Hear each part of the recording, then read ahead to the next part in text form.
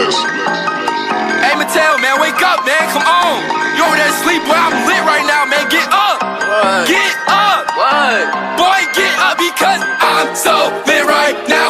Okay. I'm so lit right now. Your life is so boring. Hey, while y'all sleeping up. Hi y'all, so I'm doing a story time about an incident that happened on Monday morning, Memorial Day. I figured I should just get in the front of it because people, my dad, are posting links and videos of the news footage of what happened. So I figured I'll just get in front of it and fucking just tell everybody what happened. So I was not a suspect in a home invasion. I was actually a witness. Basically, okay, where should I start? So I was at a party in Hollywood Hills / Beverly Hills. I don't even know how that works, but anyways, I was at a party at night, and we were just doing things that people at parties do, having fun, celebrating life. And then I ended up staying there for a pretty long time and talking to this guy who, I guess I shouldn't say his name because I don't know if he wants people to know that it was him. We'll call him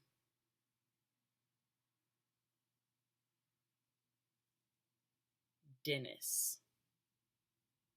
Anyways, so Dennis, and a girl and me, I know that was grammatically incorrect, but we were all up all night talking just about life and politics and ideals and just having one of those really deep, like, good, meaningful conversations that need to be had with people. And then it got time to, like, kind of, like, shut the party down. So some girls came out and they started to, like, clean. So me, Dennis, and another girl started to help the people that were clean. So my plan was, okay, I'm going to help these people clean. I'm going to leave. Or so I thought. So I was in the kitchen, like, emptying cups and, like, emptying bottles and stuff like that, and just throwing stuff away, cleaning in the backyard, just trying to be helpful because I was there for a long time. Whatever. I don't know. I was like, should we be leaving now? But Dennis was like, no, it's okay. You guys are with me. We can continue talking. So it's like, okay, whatever. So while I'm in the kitchen, I hear a huge crash of, it just sounded like something, like, I don't know, it was pretty scary, like glass breaking or something. So I went to the door and I seen just what I thought was a male from behind in a blue hoodie. I didn't see any characteristics. I didn't see any skin color, any hair texture, any hair color. I only seen a tall, slender male in a dark blue hoodie. So I walk to the door and there is glass and blood everywhere. I go to the bathroom.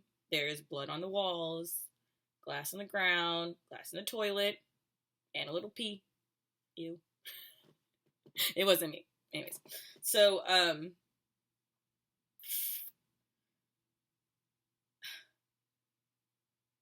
so then we're like, oh, fuck.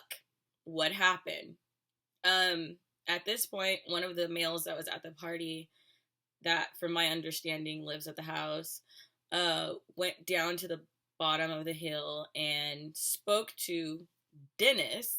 Apparently, Dennis was all cut up, and I also got blood on my car. So if you're watching this, Dennis, you got blood on my car. Anyways, so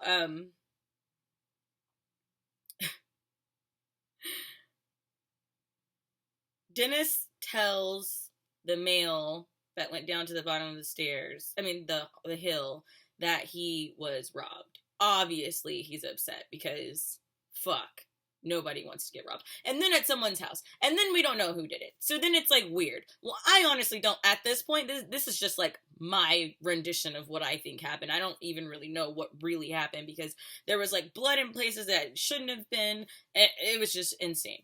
So then the male that went to the bottom of the hill comes back to the house and he tells us what Dennis said. I hear ambulances and police sirens coming. So I'm like, oh, okay, I'm gonna leave. So then the owner of the house tells me, no, you should stay just in case you need to make a statement. So me, being the good citizen, good Samaritan that I am, I decide to stay so that I can make a statement about what I saw to help possibly find the person that did this. Not a good idea. So anyways, I'm sitting there chilling. I start hearing helicopters, and the people are like, oh, the helicopters are talking. I'm like, maybe it's just, the news. No biggie. Boy, was it a biggie. It was a biggie.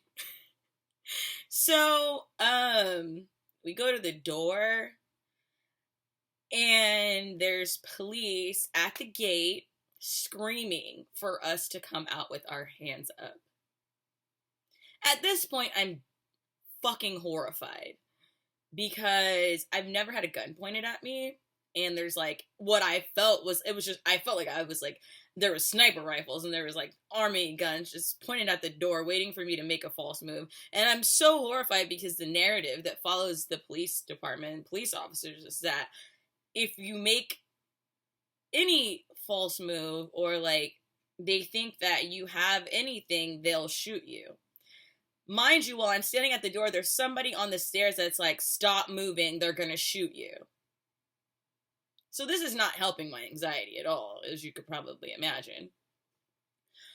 So, I go, one female goes out before me, and she has to back out, walk backwards, obviously with a gun pointed at her, obviously with police officers yelling at her. I was next. I was wearing a fur coat and boots, high heel boots, not a fur coat, fur vest, black dress, and high heel boots. And so the police are like, turn around, come out with your hands up. So I come out with my hands up, and they're like, turn around, walk backwards. I walk backwards. I make the mistake of turning around and looking at them, and I was looking down the barrel of a gun, and it was scary.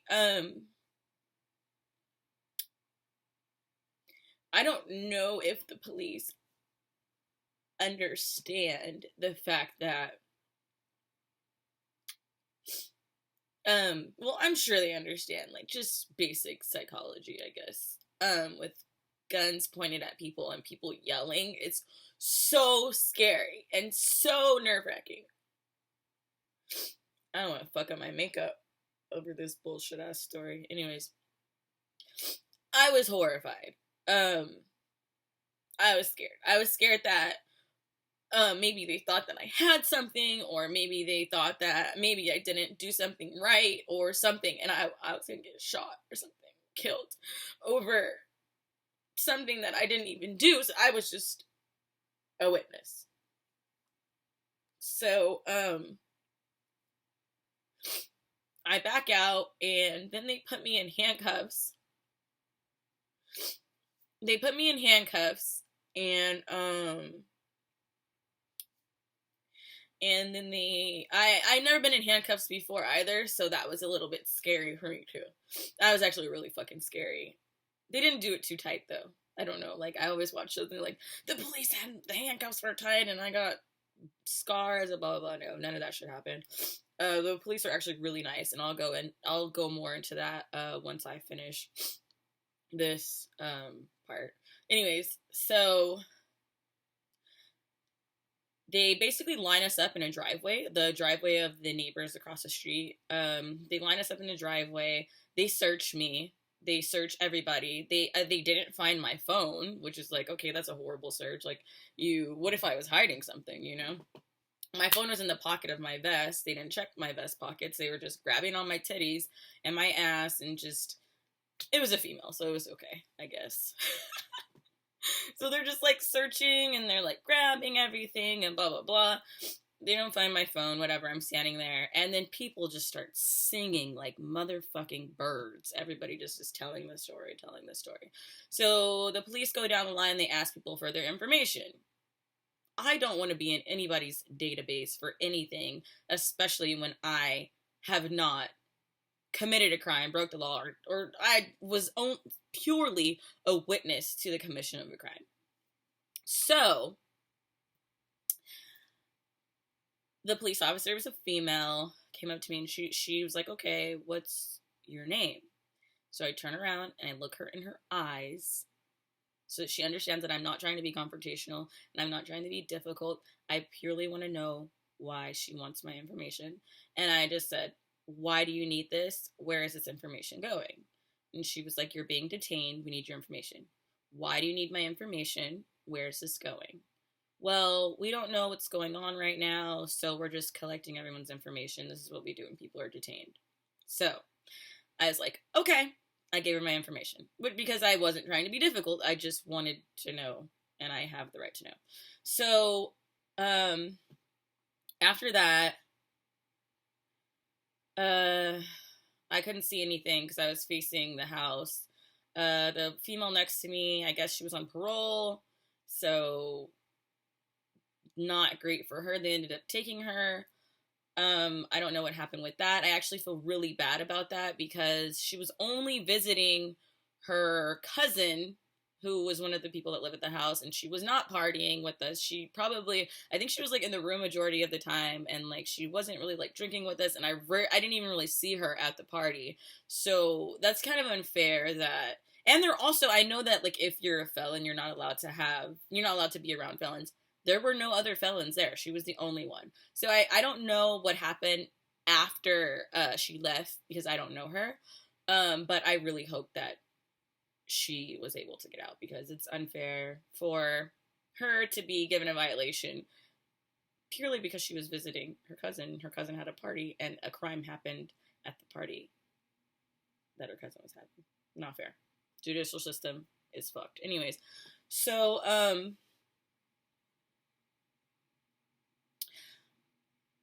they eventually take my handcuffs off, in which I sit down on a wall and I call my dad.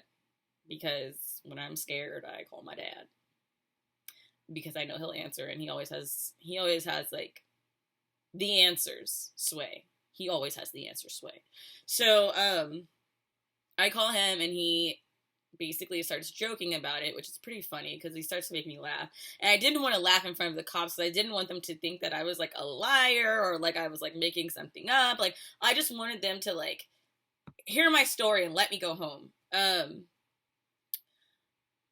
So my dad makes me laugh, but then he asks me where I'm at. He asked me how long I've been detained. I told him that we were out of handcuffs. We were still sitting on the thing. I told the police officer that I needed to go. He told me he didn't know how much longer it was going to be. Also, I would like to give a shout out to the neighbors that had our backs, that came down and gave us water and addressed the cop and was like, you've had them out here. You guys have been out here for hours, you know? Also, I'd like to give a shout out to all the neighbors that called the police station and told them that we were out there for hours. Because my dad called the station and basically told them that his daughter's been detained for too long and that they either need to charge me or let me go. And then he made a joke that if you guys do charge her, give her a little extra time.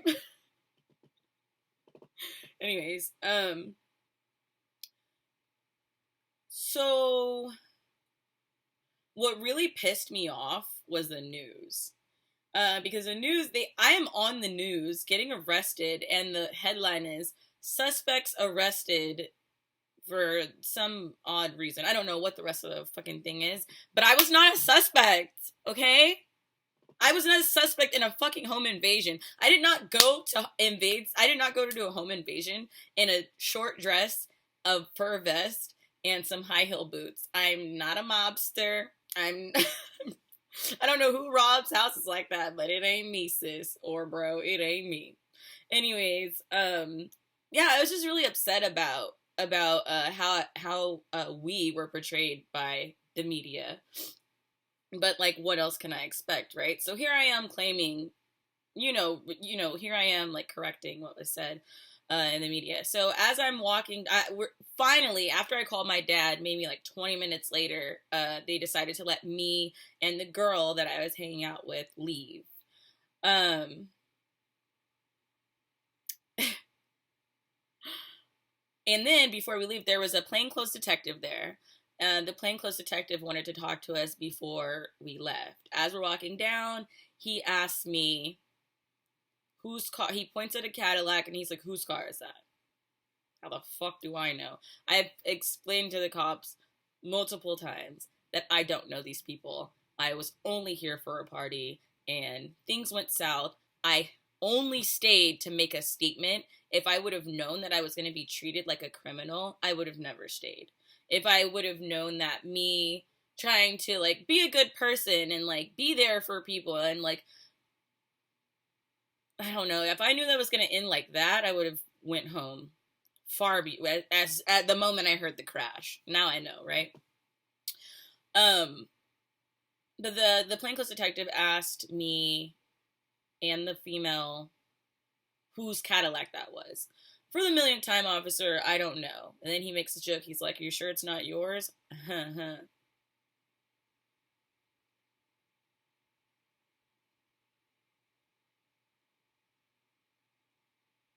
No. The fuck? No. Okay, so then, I basically get in the car. I get in my car and I leave. So, to sum everything up, this is the story of my first time being arrested, or quote unquote detained. My first time having a gun pointed at me. But more so, I want the takeaway from this to be the narrative that was created by the media of the people that were involved in the incident. I do want to say that the police were so respectful and they didn't discriminate. They didn't treat us bad. One of the males said that his handcuffs were too tight, so the police officer loosened them for him. It was not a problem. One of the females said that she had a rod in one of her legs, so she needed to sit down, and the cop helped her. Assisted her sitting down, made sure she didn't fall. They treated us like human beings. I do understand them having us at gunpoint because there was allegedly the person that was injured. Allegedly, there was he got robbed at gunpoint in the bathroom. So I do understand them having us at gunpoint because it could have been a dangerous situation and we could have been suspects, or we could have been in danger. There could have been the person that robbed Dennis could have been he could have been in the house still. So I get it. But I do want to give a shout out to the LAPD. Like, you guys were not what I expected. The narrative surrounding police is that they don't care about minorities, they kill minorities, they're disrespectful, they discriminate against you, they treat us badly, and some of them do. I'm not going to slight the fact that it happens on a daily basis where police officers abuse their authority and their power and their situation, but these specific police officers did a great job. The only complaint I have is that I feel like I was detained for too long. Once I was found that I wasn't a suspect, or I wasn't on parole, or I wasn't a criminal, I should have been let go. But I know they like to play their little games. I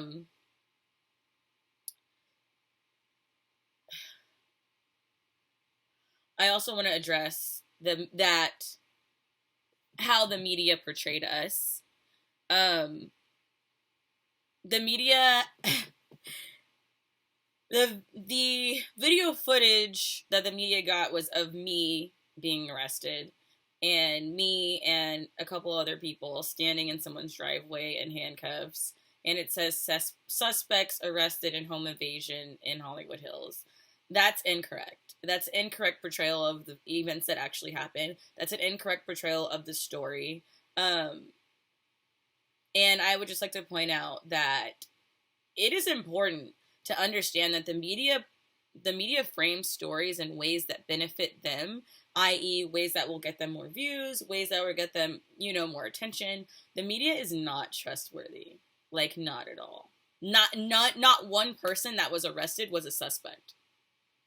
Not one person that was arrested was involved in the crime. Regardless, they called us all suspects. So y'all need to stay woke. Y'all really need to stay woke. I